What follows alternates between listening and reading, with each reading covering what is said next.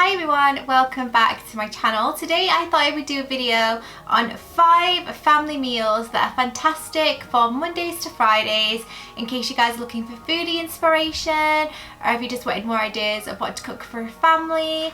And these are some of my favourite things that I like to incorporate into our rota when it comes to the food that we like to eat.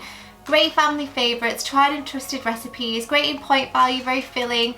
And another great thing about majority of these meals is that they are just as easy to cook for 10 people as they are for 2 people. So I feel like if you have got a family that you're cooking for, if you have an occasion where friends are coming around, these are definitely surefire winners that are going to make your guests or your family very, very happy. So I thought I would share them. I did do a lunch version of this video. I'll link it above, where I shared 5 lunch ideas when it comes to pointing and things like that, and you really seem to enjoy it. So I thought I would do a family favourites, a fake away edition, and some bakes and breakfasts that are all coming. So I hope you're looking forward to those. But the first one I'm going to talk about, and this is like my obvious, like the go-to when it comes to a family favourite, spaghetti bolognese.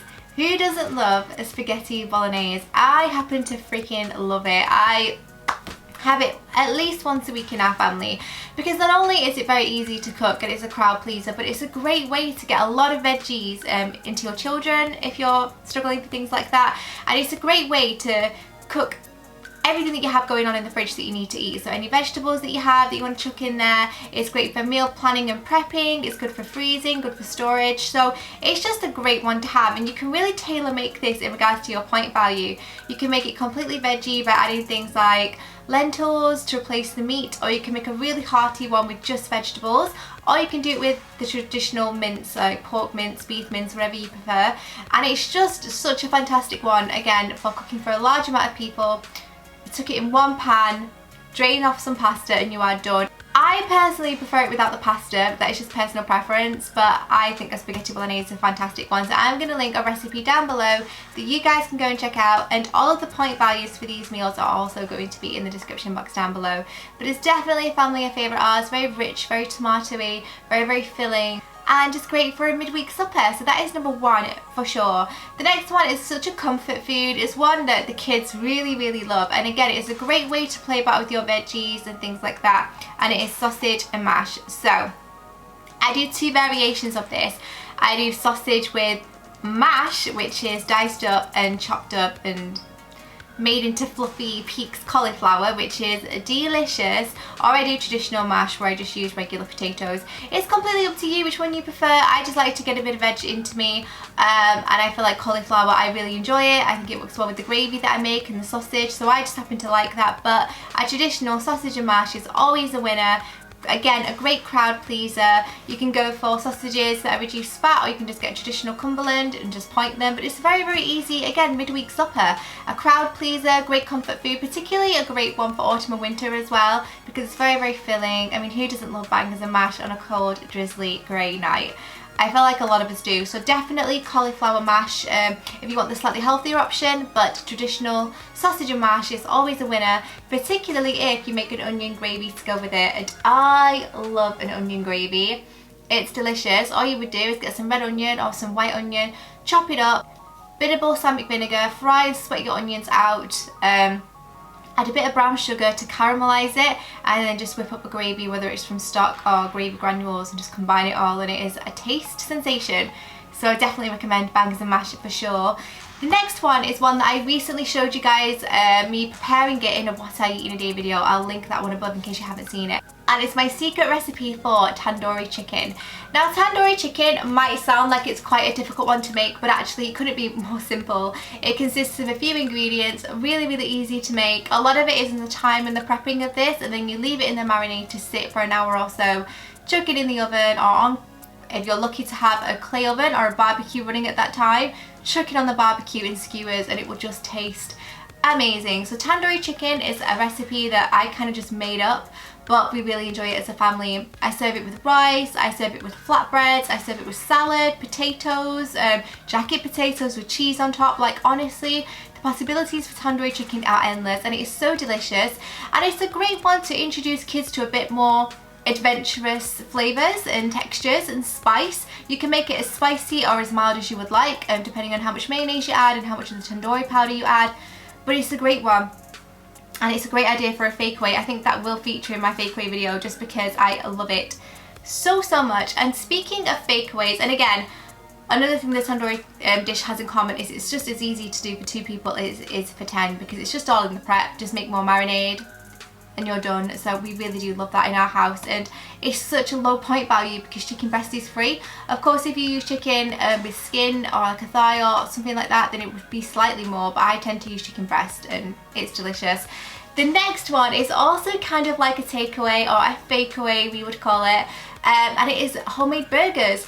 I think people can shy away from homemade burgers just because you have to get a little bit messy with the prep, but I love it. It's a great one to get the family involved in. Let them prepare their own burgers. It's just a great sensory activity for kids to do. They love getting their hands in and mixing the ingredients, and it's just very easy. I just get some mince in a bowl with an onion. You can add breadcrumbs or not, it just on your preference, like whatever you want to do. A bit of egg for binding, salt and pepper, a bit of Dijon mustard.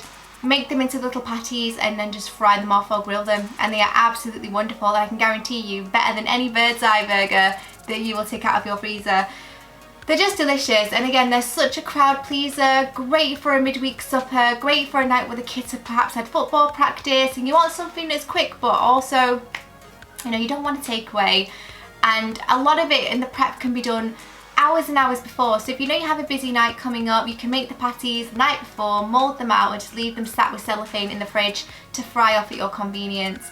Make with sweet potato fries, with regular fries, with salad, rice, whatever you want. But homemade burgers are the one, and I can guarantee you will struggle to go back to boxed burgers for sure. The only burger that I kind of feel like would make me sway from making my own is a Five Guys burger, but we all know that Five Guys burgers is definitely a time and a place for those, and it is not on the regular because there's so much. I mean, they're delicious, but they're not great for you, but I do enjoy them. But yeah, homemade burgers with sweet potato fries every single time. And then the last one is one that's, again, very easy to do, and one that is just a bit of prep and then shoving it in the oven, and it's stuffed peppers. I feel like the stuffed pepper is so underrated, and every time I prepare it, I'm almost surprised at how much I enjoy it. I just love it. So I get 2 large bell peppers, or however many you're cooking for. It's basically 1 bell pepper per person, and I chuck mince in there, I chuck veggies in there, mushroom, lentils, like whatever. Kidney beans, butter beans, whatever you want to chuck in, basically, with a bit of tomato sauce, make it a little bit like a ragu. And then I stuff the peppers with some goat cheese or some parmesan or cheddar in the pepper, and I literally roast it, let it all bubble and come together, and it's delicious. You could serve it with a jacket potato, you could serve it with fries, with pasta, with rice, or you could just have 2 and eat it all. Like, it's so delicious. And then again, it's a great fun one for the kids. Perhaps they want to stuff their own vegetable. It's an interesting way to get them to eat more adventurously and eat more veggies. I feel like if they've done it themselves, they're probably more inclined to eat it, or my children definitely are. And it's such a favourite in our house. It's very easy to make, it's not complicated, and it's a great family pleaser.